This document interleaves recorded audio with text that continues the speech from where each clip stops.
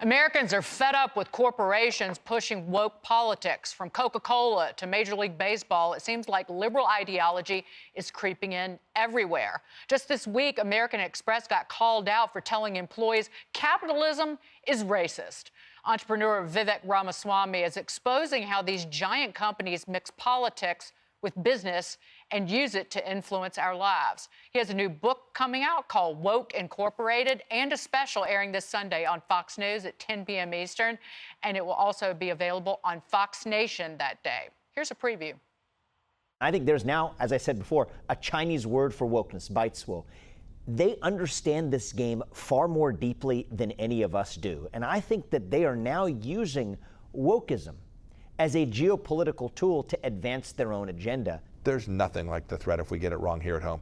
If we aren't focused on the things that matter, the value sets that our founders left to us, that understanding of our republic, then the Chinese Communist Party will have the space. Vivek, thanks so much for being here. How bad does it have to get before corporations stop doing this? Well, in fact, it's how bad it's gotten is actually feeding even worse behavior going forward, because that's what I was talking about right there. They're effectively doing what allows them to make the most money at the expense of American interests. They will go to China. They won't say a peep about injustice in China, but they will constantly criticize alleged social injustice here at home, which has geopolitical consequences that weaken us compared to China. And that's just the first part of it. The real threat that I talk about in the special is this is a threat to American democracy, where each of us should have a say in what constitutes our moral values rather than a small group of CEOs and investors. Right. Vivek, you were on my show, I don't know, a couple of weeks ago, and we were talking about how this is kind of a misdirection.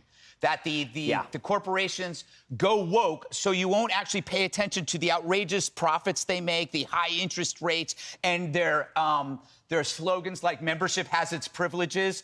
As they lecture their employees on privilege, they are charging outrageous high interest rates.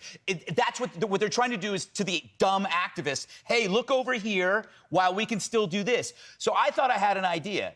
What if we asked American Express to put their money where their mouth is and cancel credit card debt? $800 billion, right? If you really believe in social justice and equity, why don't you do the right thing and can't? It's like I think it's 5 million Americans or have it's an average of $5,000 of debt. Why don't they do that? So, Greg, you just nailed it. These companies blow woke smoke to cover up the topics they'd rather not be talking about. That is what this whole charade is about. Funny thing about American Express, you nailed it, is their black card doesn't apply to black people. It actually applies to people who spend millions of dollars per year. Yeah. So there's the first commandment of woke capitalism, which is the more ruthless your business is, the more woke you have to act. That is the game. That is the charade. And I think the first step in solving the problem is actually just putting some sunlight on the issue. Putting sunlight on the issue exposes the hypocrisy and doesn't let them have it both ways. I have to correct you, though, because it's not smoke, because smoke raises the Earth's temperature. It is like harmless vapor that they're blowing.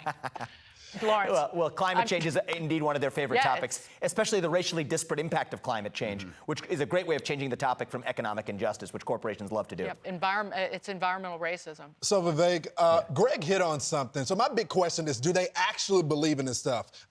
They promised $50 billion, all these companies, to black causes. They've only given out $250 million. There was an article in the Wall Street Journal and Fortune. So is this all about virtue signaling and not actually putting the money where the mouth is?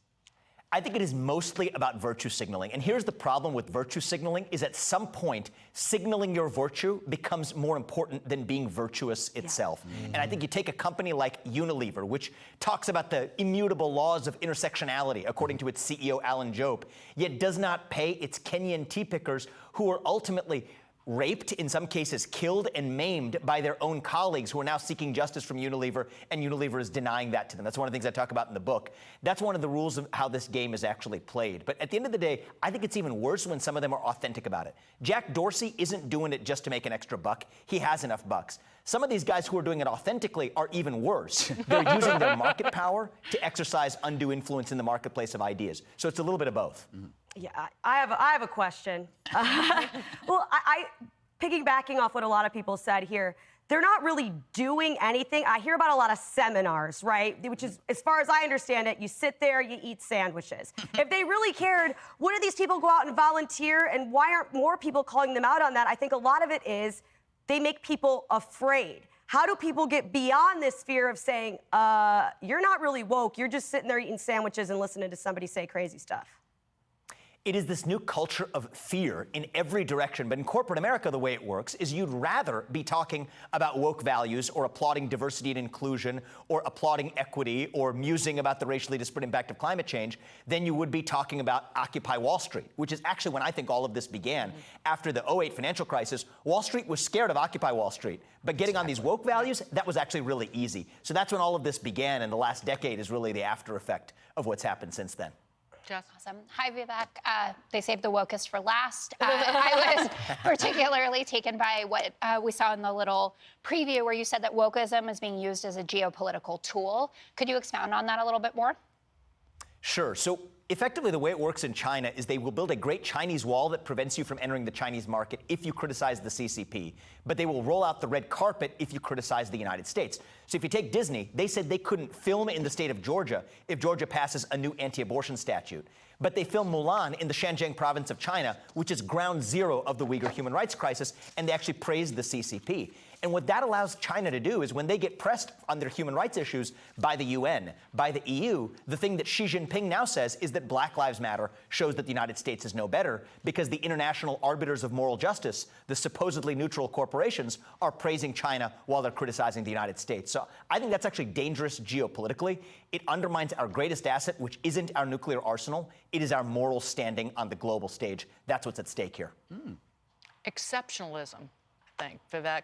Thank you so much, Vivek. Great to see you. Can't wait to watch the show, read the book. Woke Incorporated is this Sunday night at 10 p.m. Eastern. Thank you so much, Vivek. Hey, Sean Hannity here. Hey, click here to subscribe to Fox News YouTube page and catch our hottest interviews and most compelling analysis. You will not get it anywhere else.